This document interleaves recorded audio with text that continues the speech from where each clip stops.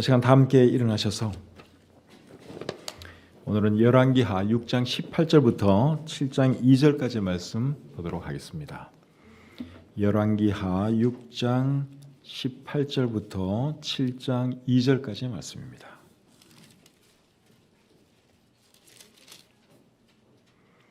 자, 찾으셨으면 저와 여러분들이 한 절씩 교독하겠습니다.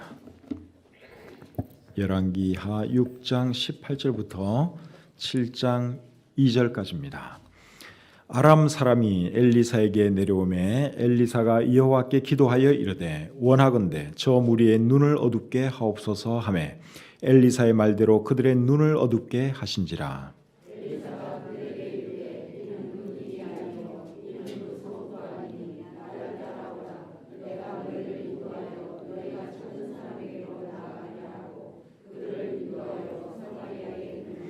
사마리아에 들어갈 때에 엘리사가 이르되 여호와여 이 무리의 눈을 열어서 보게 하옵소서 하니 여호와께서 그들의 눈을 여심해 그들이 보니 자기들이 사마리아 가운데에 있더라.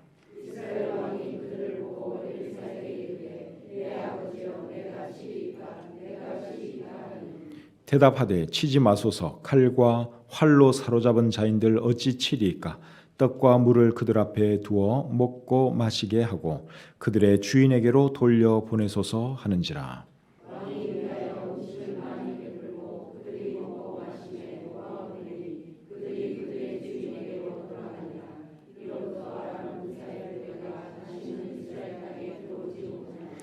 이후에 아람 왕 베나닷이 그의 온 군대를 모아 올라와서 사마리아를 에워싸니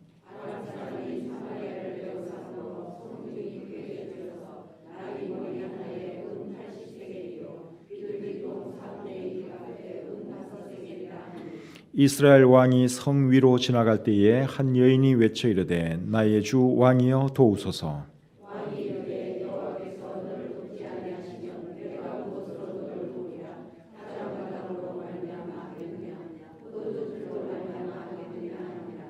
또 이르되 무슨 일이냐 하니 여인이 대답하되 이 여인이 내게 이르기를 네 아들을 내놓아라. 우리가 오늘 먹고 내일은 내 아들을 먹자 하매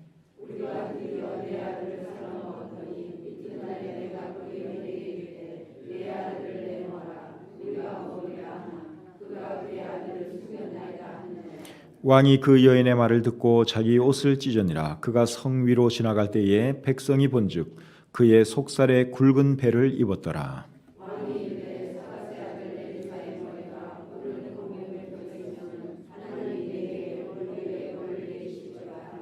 그때에 엘리사가 그의 집에 앉아 있고 장로들이 그와 함께 앉아 있는데 왕이 자기 처소에서 사람을 보냈더니 그 자가 이르기 전에 엘리사가 장로들에게 이르되 너희는 이 살인한 자의 아들이 내 머리를 베려고 사람을 보내는 것을 보느냐. 너희는 보다가 사자가 오거든 문을 닫고 문 안에 들이지 말라. 그의 주인의 발소리가 그의 뒤에서 나지 아니하느냐 하고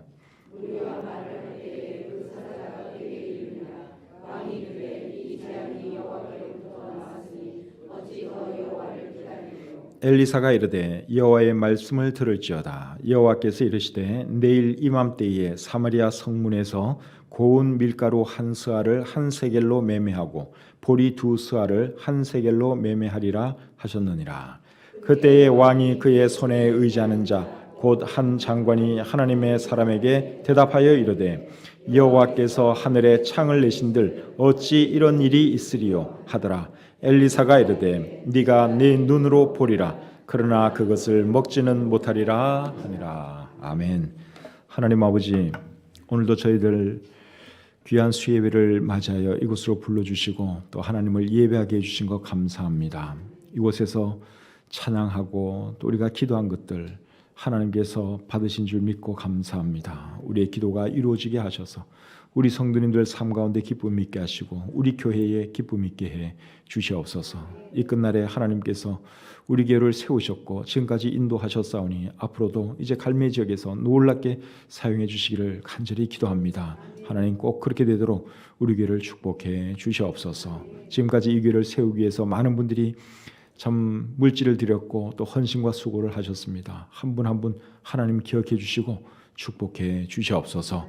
부족한 종이 말씀을 전할 때에 함께해 주시고 오늘 이 말씀이 우리들에게 큰 유익이 되게 해 주시옵소서. 모든 것 감사드리며 예수님의 이름으로 기도드립니다. 아멘. 자리에 앉겠습니다. 오늘은 열왕기하 6장 18절부터 7장 2절까지의 말씀을 본문으로 해서 독 안에 든 쥐 작전, 이런 제목으로 함께 말씀 나누기를 원합니다. 설교 제목이 뭐라고요? 독 안에 든 쥐 작전. 그러니까 작전명이 독 안에 든 쥐라는 것입니다. 설교 제목이 조금 이상하죠. 제가 생각해도 조금 이상한데 오늘 이 본문에 기록된 두 이야기를 잘 읽어보면 왜 제목이 그런지 아마 이해하시리라 생각됩니다. 오늘 이 본문에는 두 개의 이야기가 기록되어 있어요. 물론 다 실제로 일어났던 그런 이야기들이죠. 자, 첫 번째 이야기를 보도록 하겠습니다. 첫 번째 이야기는 어떤 이야기인가 하면 엘리사 선지자를 잡으러 온 아람 군대를 엘리사가 하나님께 기도하여 그들로 하여금 독 안에 든 쥐 신세를 만드는 그런 이야기입니다. 18절 말씀을 제가 다시 한번 읽어드리겠습니다. 아람 사람이 엘리사에게 내려오매 엘리사가 여호와께 기도하여 이르되 원하건대 저 무리의 눈을 어둡게 하옵소서 하매 엘리사의 말대로 그들의 눈을 어둡게 하신지라. 자, 여기 보니까 아람 군대가 엘리사 선지자를 잡기 위해서 내려오는 것을 보고 엘리사가 하나님께 기도를 하죠. 뭐라고 기도하는가 하면 저 무리의 눈을 어둡게 하옵소서, 그렇게 기도했습니다. 그랬더니 하나님께서 그 기도를 들어 응답해 주셨습니다. 그래서 아람 군사들의 눈을 어둡게 하셨죠. 엘리사 선지자에게 있어서 하나님은 어떤 분이시냐? 기도하면 응답해 주시는 분이십니다. 엘리사의 스승 엘리야도 기도의 사람이었는데 이 엘리사 선지자도 참 기도를 열심히 하고 또 기도하면 바로 응답이 있는 그런 놀라운 하나님의 사람인 것을 우리가 볼 수 있습니다. 엘리야의 기도에 대해서는 야고보서 5장 17절과 18절에 이렇게 말씀을 하고 있습니다. 야고보서 5장 17절 18절입니다.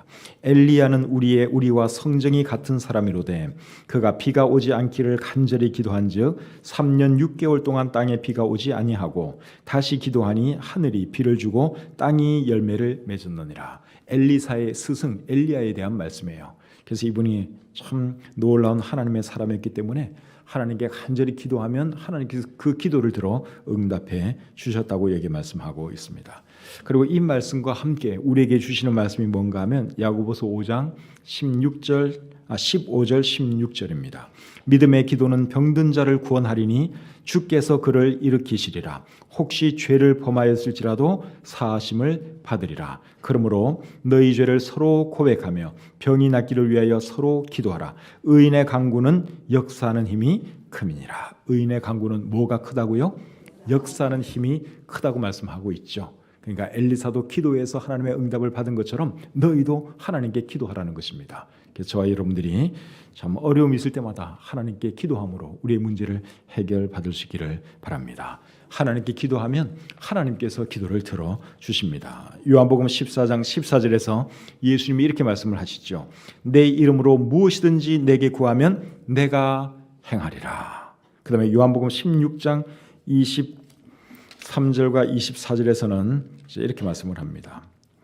23절 중간부터 보시면 내가 진실로 진실로 너희에게 이르노니 너희가 무엇이든지 아버지께 구하는 것을 내 이름으로 주시리라. 지금까지는 너희가 내 이름으로 아무것도 구하지 아니하였으나 구하라. 그리하면 받으리니 너희 기쁨이 충만하리라.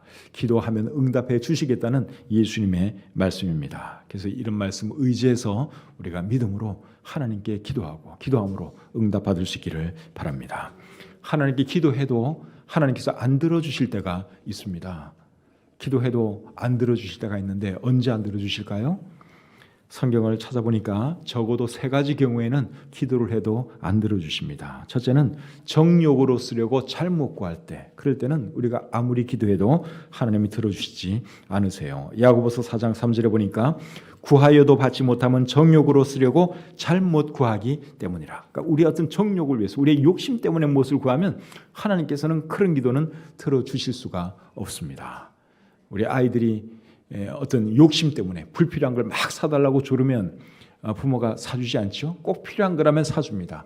그런데 아이에게 별로 도움도 안 되는 거, 해로운 거라든가, 근데 아이가 정말 갖고 싶은 거 그걸 막 떼를 쓰면서 달라고 하면 그때는 부모가 들어주지 않는 것과 같은 이치로 여러분들이 이해를 하시면 됩니다. 또 두 번째로는 언제 안 들어주시는가 하면 하나님의 말씀을 듣지 않을 때, 하나님 말씀에 관심이 없을 때, 그때는 우리 하나님도 우리가 하는 기도에 별 관심이 없으십니다.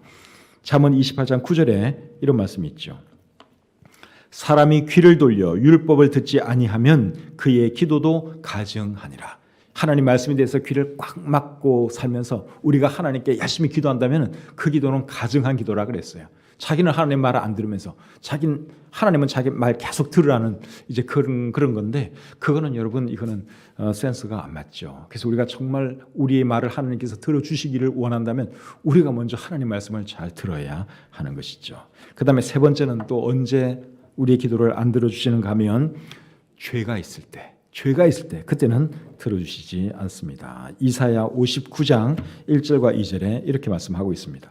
여호와의 손이 짧아 구원하지 못하심도 아니요 귀가 둔하여 듣지 못하심도 아니라 오직 너희 죄악이 너희와 너희 하나님 사이를 갈라놓았고 너희 죄가 그의 얼굴을 가리어서 너희에게서 듣지 않으시게 함이니라. 그러니까 우리 사이에, 하나님과 우리 사이에 죄가 있으면 하나님께서 그 기도 들어주실 수 없다고 여기 말씀하고 있습니다. 또 어떤 경우에 안 들어주시는지 제가 다 찾지는 못했지만 방금 말씀드린 적어도 이 세 가지 경우에는 우리가 기도를 해도 하나님이 들어주시지 않는다 하는 것이죠. 자, 그다음 우리 19절로 가겠습니다. 본문 19절입니다. 자, 19절 우리 같이 한번 읽겠습니다. 시작. 엘리사가 그들에게 이르되 이는 그 길이 아니요 이는 그 성읍도 아니니 나를 따라오라. 내가 너희를 인도하여 너희가 찾는 사람에게로 나아가리라 하고 그들을 인도하여 사마리아에 이르니라. 여기 보니까 이제 눈이 어두워진 그 아람 군사들에게 엘리사가 뭐라고 말하는가 하면 이는 그 길이 아니요 이는 그 성읍도 아니니 나를 따라오라. 나를 따라오면 너희들이 찾는 그 사람 앞으로 내가 인도하겠다. 그렇게 말을 했습니다. 그러고는 그 군사들을 어디로 데려갔습니까? 사마리아 성으로 데려갔죠. 그래서 오늘 이 말씀을 보시면은 엘리사 선지자가 본의 아니게 거짓말을 하고 있습니다.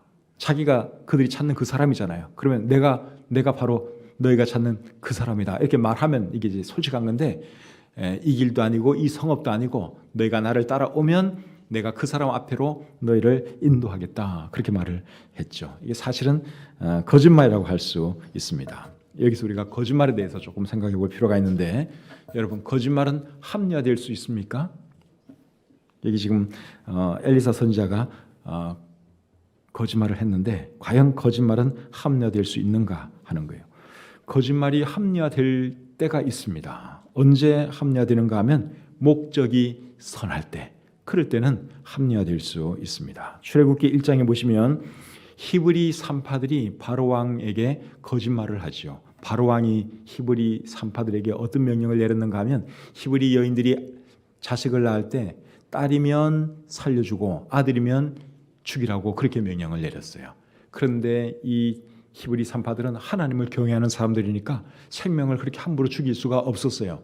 그래서 아들이건 딸이건 다 살려주었습니다. 근데 나중에 이제 바로왕이 그 산파들에게 묻죠. 너희가 왜 내 명령을 따르지 않냐고 너희 마음대로 그렇게 생명들을 살려주었느냐. 그러니까 이 여자들이 뭐라 그랬습니까? 히브리 여자들은 원체 건강해서 우리가 도착하기도 전에 이미 벌써 다 자식을 낳았습니다. 그러니까 우리가 어떻게 손을 쓸 겨를이 없습니다. 그렇게 거짓말을 했죠. 거짓말은 거짓말이죠. 그런데 하나님께서 그 히브리 산파들을 어떻게 하셨다 그랬습니까? 복을 주셨다 그랬죠. 그 집안을 축복해 주셨다고 우리 성경에 기록되어 있습니다. 그들의 목적이 선했기 때문에 그런 거죠. 사실 바로왕이 지시한 것은 그거는 악행이죠. 그런 악행 그거 따를 수가 없는 거잖아요. 그래서 어쩔 수 없이 결국은 거짓말을 했는데 그 거짓말한 목적은 참으로 선한 것이었습니다. 생명을 살리기 위한 거짓말이었기 때문에 그런 경우에는 얼마든지 합리화될 수 있습니다. 여호수아 2장에 보시면 기생 라합이 자기 집에 숨어 들어온 이스라엘 정탐꾼들을 살리기 위해서 그 두 사람을 잡으러 온 그 성 사람들에게 거짓말을 하죠. 우리가 다 알고 왔는데 너희 집에 숨은 정탐꾼들 어디 있느냐? 내놓으라. 그러니까 이 라합이 뭐라 그랬습니까? 그 사람들요 조금 전에 오기는 왔는데 조금 전에 이미 떠났습니다. 어디로 갔는지는 나도 모릅니다. 빨리 따라가면 어쩌면 잡을 수도 있을지 모르겠습니다. 그렇게 말을 했죠. 근데 그거는 사실이 아니죠. 자기 집에 숨겨놨어요. 근데 갔다고 거짓말을 했습니다. 라합이 거짓말을 한 이유가 뭡니까? 정탐꾼들을 살리기 위해서 거짓말을 한 것이죠. 선한 목적을 가지고 그렇게 한 것입니다. 그래서 이런 특별한 경우를 제외하고는 이제 거짓말을 하면 안 되죠. 근데 오늘날 대부분의 사람들이 하는 거짓말은 이런 선한 목적이 아니라 사실은 어떤 목적이에요? 안 좋은 목적으로 거짓말을 하죠. 거짓말하는 대부분의 이유는 99.9%가 사실은 안 좋은 목적으로 거짓말을 하는 것입니다. 그래서 우리 그리스도인들은 이제 그런 거짓말은 하면 안 되는 것이죠. 자, 20절 말씀 보겠습니다. 본문 20절.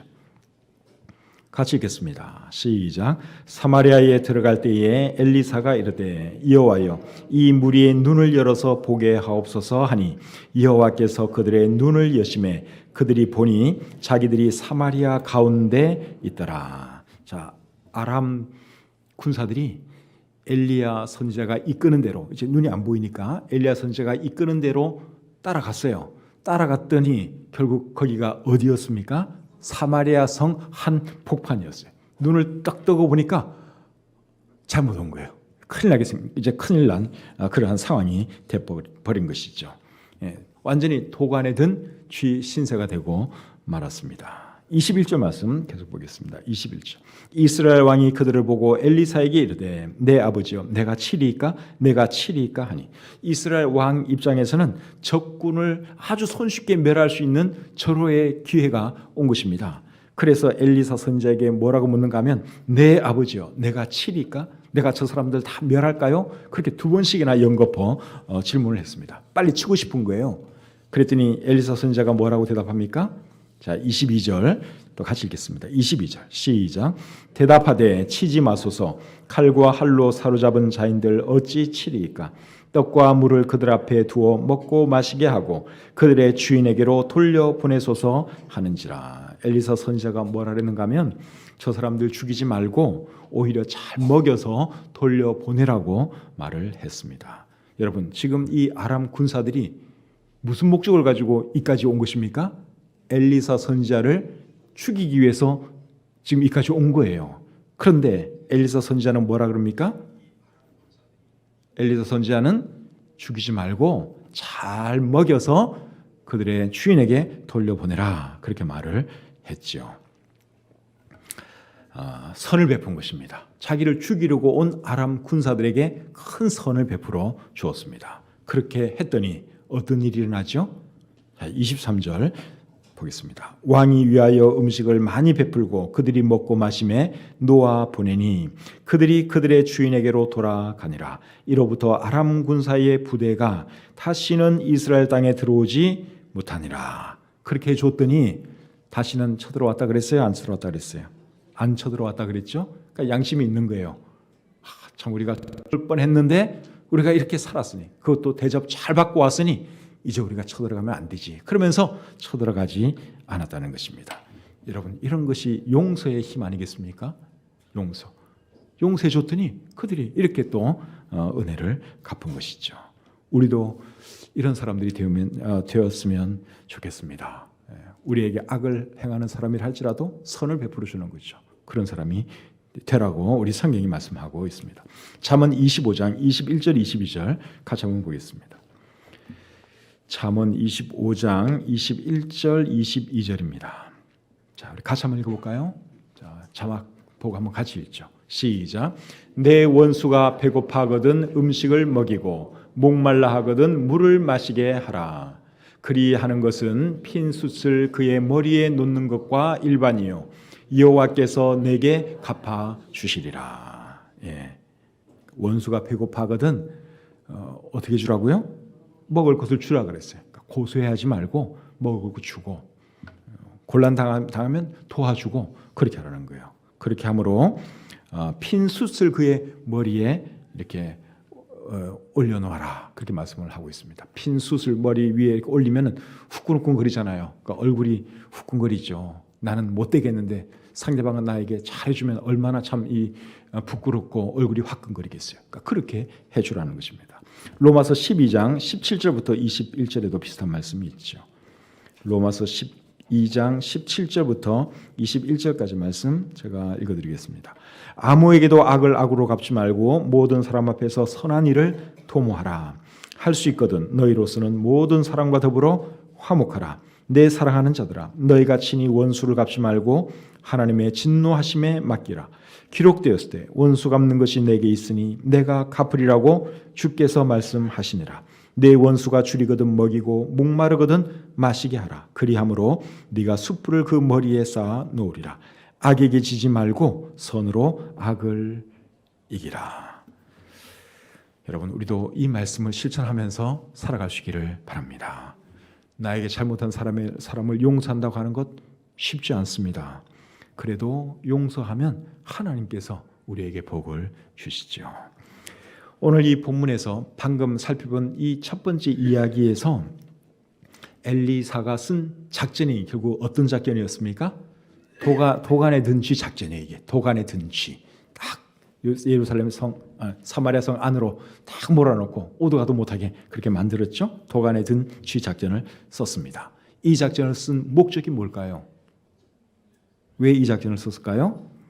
아람 군대로 하여금 하나님은 살아계신다는 것을 알게 하기 위해서, 그리고 하나님은 사랑과 은혜의 하나님이라는 것을 알게 하기 위해서 일단 도간의 쥐 신세를 탁 만들어 놓았다가 나중에는 잘 대접해서 보낸 것이죠.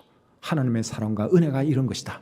그들에게 엘리사 선지자가 알려주고 싶었던 것입니다. 우리의 삶을 통해서도 하나님을 나타내고 하나님의 사랑과 은혜를 나타낼 수 있기를 바랍니다. 자, 이제 두 번째 이야기 보겠습니다. 두 번째 이야기는 어떤 이야기인가 하면 아람 군대가 사마리아를 에워싸서 그 안에 있는 이스라엘 사람들로 하여금 도간에 든지 신세가 되게 하는 그런 이야기입니다. 24절 25절 보겠습니다. 24절 25절. 자, 같이 한번 읽죠. 시작.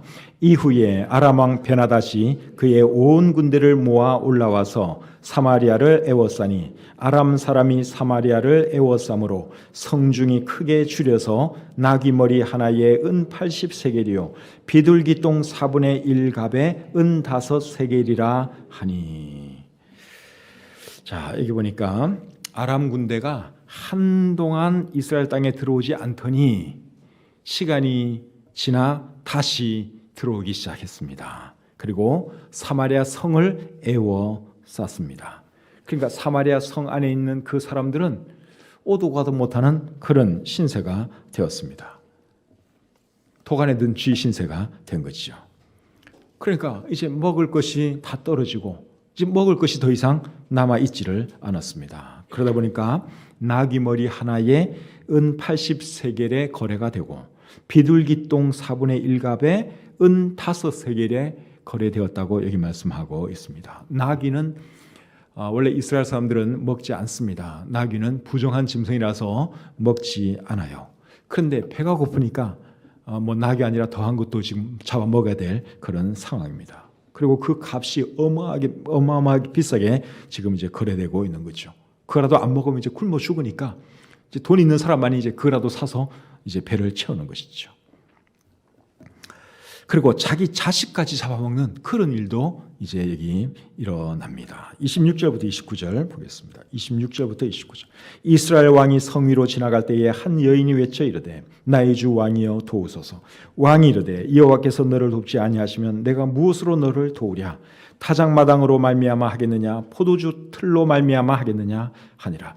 또 이르되 무슨 일이냐 하니 여인이 대답하되 이 여인이 내게 이르기를 네 아들을 내놓아라. 우리가 오늘 먹고 내일은 내 아들을 먹자 하매 우리가 드디어 내 아들을 삶아 먹었더니 이튿날에 내가 그 여인에게 이르되 네 아들을 내놓아라. 우리가 먹으리라 하나 그가 그의 아들을 숨겼나이다 하는지라. 참 기가 막힌 일이 일어났죠. 정말 기가 막힌 일이에요. 사람이 배가 고프다고 해서 모든 사람이 다 자식을 잡아먹지는 않습니다. 그렇죠? 여러분 배가 진짜 고프다고 해서 여러분 자식 그럴 수는 없죠. 근데 악한 사람은 그럴 수도 있겠다 생각이 듭니다. 악한 사람 보니까 자기 자식 죽이기도 하대요.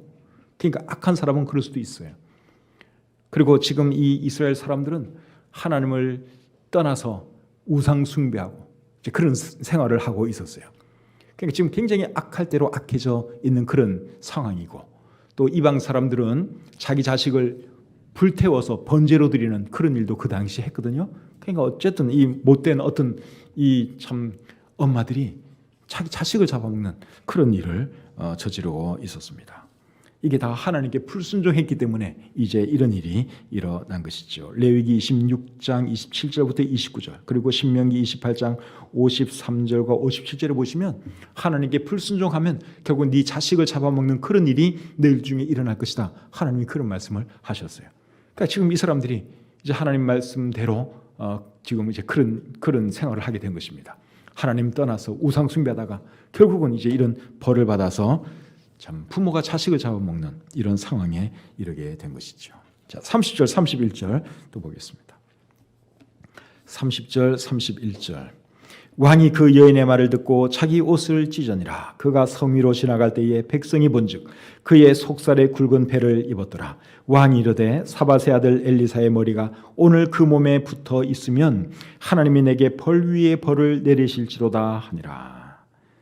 자, 여기 보니까 왕이 이제 옷을 찢고 그리고 성 위로 이렇게 지나가는데 그 속 옷에 뭘 입었는가 하면 굵은 폐옷을 입었다고 여기 말씀하고 있습니다. 굵은 폐옷은 언제 입죠?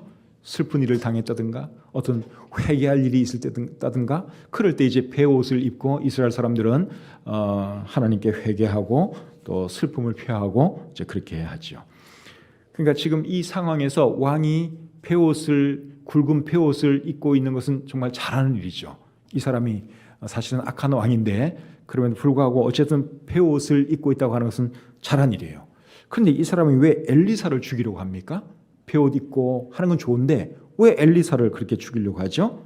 그 이유는 엘리사 선지자가 아마 회개하라고 얘기를 했을 거예요. 왕부터 우리가 회개해야 합니다. 그렇게 분명히 얘기를 했을 것이고, 그리고 나름대로 이 왕이 엘리사 선지자의 말을 듣고 회개도 했을 거예요. 자기 나름대로 회개를 했을 것입니다. 그럼에도 불구하고 상황이 나아지질 않으니까 이제 결국 그 분풀이를 엘리사 선지자에게 하는 것이죠. 그래서 내가 이놈 잡아 죽여야겠다. 아까 그 앞에서는 내 아버지요 그렇게 아주 존경을 표하더니만 이제는 또 아주 잡아 죽이려고 이 왕이 작정을 했습니다. 자, 32절, 33절 또 계속 보겠습니다. 32절, 34절. 그때에 엘리사가 그의 집에 앉아 있고 장로들이 그와 함께 앉아 있는데 왕이 자기 처소에서 사람을 보냈더니 그 자가 이르기 전에 엘리사가 장로들에게 이르되 너희는 이 살인한 자의 아들이 내 머리를 베려고 사람을 보내는 것을 보느냐? 너희는 보다가 사자가 오거든 문을 닫고 문 안에 들이지 말라. 그의 주인의 발소리가 그의 뒤에서 나지 아니하느냐 하고 무리와 말을 할 때에 그 사자가 그에게 이르니라. 왕이 이르되 이 재앙이 여호와께로부터 나왔으니 어찌 더 여호와를 기다리리요. 이게 보니까 왕이 이제 엘리사를 잡아오도록 하기 위해서 신하 한 사람을 먼저 보냈죠. 그리고 자기는 뒤따라 갑니다. 그런데 엘리사가 지금 오고 있는 것을 다 알고 있어요. 그래서 함께 있던 장로들에게 뭐라고 말을 합니까? 32절 중간에 보니까 너희는 보다가 사자가 오거든 문을 닫고 문 안에 들이지 말라 이렇게 말을 했죠. 그리고 그의 주인의 발소리가 그의 뒤에서 나지 않으냐 이렇게 말을 했는데 이제 왕이 도착하면 문을 같이 열어주라 그 말이죠. 그래서 왕이 드디어 도착을 했어요. 문을 열어주고 왕과 엘리사 선지자가 만났습니다. 만났을 때 왕이 엘리사에게 뭐라 그럽니까? 이 재앙이 여호와께로부터 나왔으니 어찌 더 기다리리요. 그렇게 말을 합니다. 어찌 더 기다리리요. 이렇게 말하는 것을 볼 때 엘리사 선지자가 그 전에 왕에게 기다리라고 아마 그렇게 말을 한 것 같아요. 왕이요, 지금 이렇게 우리가 큰 기근 중에 있지만 좀 더 기다리십시오. 기다리십시오. 이렇게 말을 한 것 같아요. 그러니까 이제 이 왕이 어떤 인내의 한계가 온 것입니다. 그래서 내가 얼마나 더 기다려야 되겠느냐. 이제 그렇게 얘기를 하는 것이죠. 이 이스라엘 왕은 이제 더 기다릴 수가 없는 그런 상황이 되었습니다. 그런데 하나님께서 기다리라고 하면, 하나님의 사자를 통해서 기다리라고 하면 어떻게 해야 되는 거예요? 기다려야죠. 끝까지 기다려야죠. 하나님께서 말씀을 하실 때까지 기다려야 하는 것입니다. 그래서 우리 하나님의 사람들은 기다릴 줄을 알아야 돼요. 근데 우리가 인내심이 없어가지고 잘 기다리지를 못하는데, 하나님의 때를 우리가 잘 기다릴 줄 알아야 합니다. 기다림에 있어서 좋은 본을 보여준 사람이 저는 엘리사의 스승 엘리야 선지자라고 생각이 됩니다. 엘리야 선지자가 아합 왕을 피해서 그리 시냇가에 숨었지요. 숨었는데 그 그리 시냇가에 물이 말라가기 시작했습니다. 물이 없으면 이제 죽는 거예요. 마신 물이 없으면 죽잖아요. 그런데 하나님이 분명히 그리 시냇가에 숨어라 그렇게 말씀을 했고 먹을 거 공급해 주시겠다고 약속을 했는데, 문제는 시냇물이 말라간다는 것입니다. 그런데도 불구하고 이 엘리야 선지자가 어떻게 합니까? 그 자리를 자기 마음대로 뜹니까? 안 뜹니까? 안 뜨지요? 그냥 가만히 있어요. 큰일 났어요. 지금 큰일 난 상황이에요. 저거 조금만 더 물 마르면 이제 죽는 거예요. 그런데도 엘리야 선지자가 끝까지 인내하면서 그 자리를 지킵니다. 저는 개인적으로 엘리야 선지자가 기적 행하는 것도 참 놀랍지만, 엘리야 선지자가 인내하면서 기다리는 것이 정말 놀랍습니다. 이런 엘리야 선지자를 제가 정말 본받기를 원해요. 얼마나 존경스러운지 모릅니다. 왜냐하면 기다리는 게 쉽지가 않거든요. 목회를 하다 보면 왜 교회가 성장 안 하지? 굉장히 조급해질 때가 있어요. 어떤 다른 걸 해야 되는 거 아닌가? 이런 생각 들기도 하고요. 또 이게 내가 여기 이 교회에 이거 안 맞는 거 아닌가? 이런 생각이 들 때도 있고요. 그 기다리는 게 쉽지가 않아요. 그런데도 교회가 성장 안 하더라도요, 하나님께서 특별히 뭘 보여주지 않으면 계속 기다려야 되는 거예요. 그게 목회예요. 근데 이제 기다리지 못하는 사람들은 몇 년 하다가 안 되면 이제 떠납니다.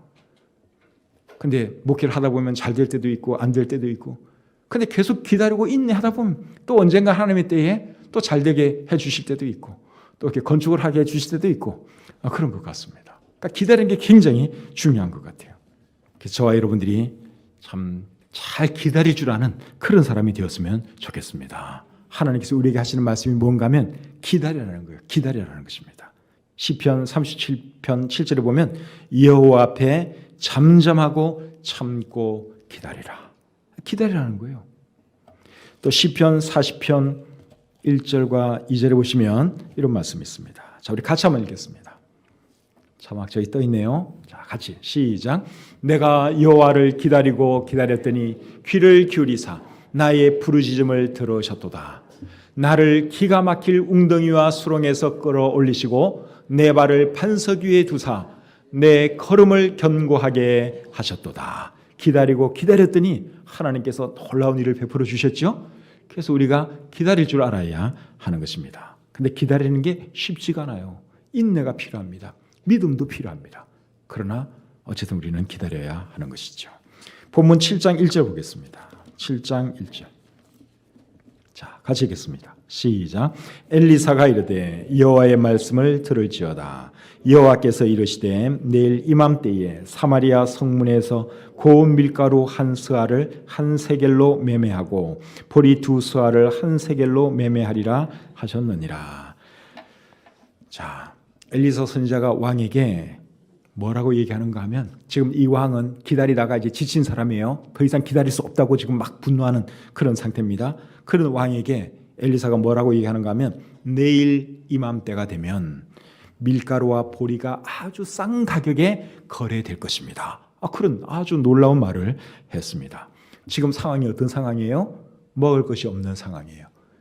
부모가 자식을 잡아먹는 그런 절박한 상황입니다. 그런데 여러분, 어떻게 이런 일이 일어날 수가 있겠어요? 정말 믿기 어려운 일이죠. 그래서 그 왕 옆에 있던 왕의 장관이 뭐라 그럽니까? 자, 7장 2절 같이 보겠습니다. 시작. 그때에 왕이 그의 손에 의지하는 자 곧 한 장관이 하나님의 사람에게 대답하여 이르되 여호와께서 하늘에 창을 내신들 어찌 이런 일이 있으리요 하더라. 엘리사가 이르되 네가 내 눈으로 보리라. 그러나 그것을 먹지는 못하리라 하니라. 왕의 장관이 뭐라 그랬습니까? 하나님께서 하늘에 창을 내신들 어찌 그런 일이 있을 수 있겠느냐? 그렇게 얘기를 했습니다. 그랬더니 엘리사가 하는 말이 네가 눈으로 보게 될 것이다. 그런데 너는 그것 절대로 먹지 못할 것이다. 그렇게 말을 했습니다. 결국 이 말 그대로 이루어졌죠.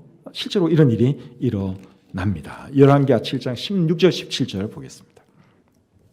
열왕기하 7장 16절 17절.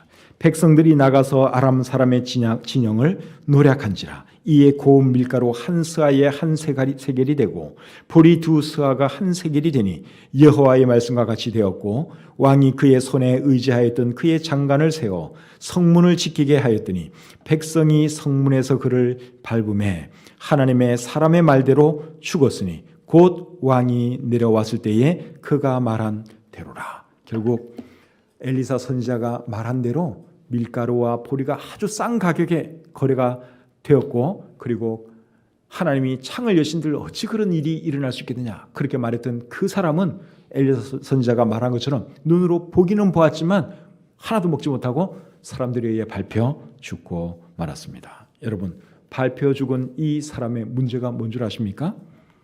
하나님의 능력을 과소평가한 것이 이 사람의 문제지요.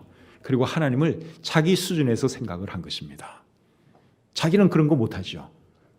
자기가 그런 거 못한다고 해서 하나님도 그거 못할 거라고 이 사람이 생각을 한 것입니다.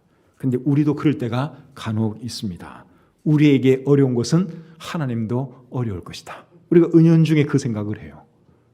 그런데 여러분, 우리에게는 불가능한 것도 하나님이 하시고자 하면 얼마든지 눈 하나 깜짝하지 않고 우리 하나님은 할 수 있는 분이십니다. 여러분, 하나님이 그런 분인 거 믿으시죠? 우리 하나님은 여러분 능치 못함이 없는 분이세요. 절대로 그 사실을 잊지 마시기를 바랍니다. 마태복음 19장 26절에서 예수님이 이렇게 말씀을 하셨지요. 사람으로는 할 수 없으나 하나님으로서는 다 하실 수 있느니라. 사람은 할 수 없는 게 너무너무 많아요. 그런데 우리 하나님은 못하는 것이 없다는 것입니다. 능치 못함이 없는 분이 우리 하나님이세요. 우리 교회가 지금 건축을 하고 있는데 건축하는 과정에서도 우리가 그런 것을 경험했잖아요. 안 팔리던 그 토평 땅이 우리가 하나님께 간절히 기도했더니 2주 만에 팔리는 놀라운 일이 일어났습니다. 정말 안 팔리던 땅이었어요. 그린벨트니까 더 쉽게 팔리지도 않는 그런 땅인데 어쨌든 우리가 선한 목적을 가지고 하나님께 간절히 기도했을 때 하나님께서 2주 만에 그 땅이 계약되고 팔리는 이런 기적을 베풀어 주셨습니다. 이런 거 생각하면 우리 하나님 살아계신 거 맞죠? 기도하면 들어주시는 거 맞죠? 이런 분이 우리 하나님이십니다. 그래서 우리 하나님을 절대로 과소평가하시면 안 됩니다. 하나님을 내 수준에서 생각해도 안 돼요. 나는 하나님의 피조물이고 우리 하나님은 이 천지와 우주 만물을 창조하신 전능자라고 하는 사실을 여러분 절대로 잊지 마시기를 바랍니다. 오늘 이 두 번째 이야기에서 아람 왕이 쓴 작전이 뭡니까? 도간에 든 쥐 작전이에요. 딱 포위해가지고 꼼짝 오도 못하게 만들어 놓고 이제 다 굶겨 죽이는 것이 이 아람 왕의 작전이었는데 왜 이 아람 왕이 이 작전을 썼을까요? 이 사람이 이 작전을 쓴 목적은 사마리아에 사는 사람들을 다 죽이기 위해서 이 작전을 썼습니다. 그런데 하나님은 사마리아 성 안에 있는 사람들을 죽게 내버려 두지 아니하시고 기적적인 방법으로 그들을 살게 해 주셨죠. 하나님께서 비록 우상 숭배하고 죄악된 길로 가는 사람들이지만 다시 한번 기회를 주시고 그들에게 은혜와 긍휼을 베풀어 주신 것입니다. 여러분, 우리 하나님은 지금도 살아계십니다. 믿으시죠? 하나님 의지하시고 하나님 잘 섬기면서 살아가는 저와 여러분들이 다 되시기를 우리 주님의 이름으로 축복합니다.